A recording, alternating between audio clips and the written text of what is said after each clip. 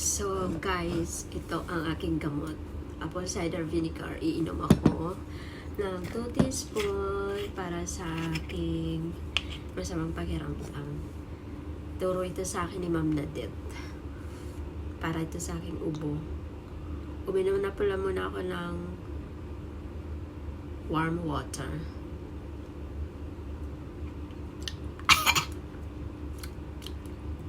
Asim.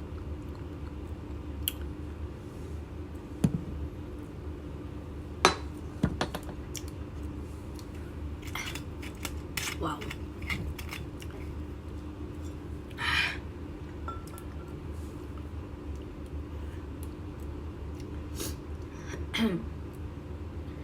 Nanonood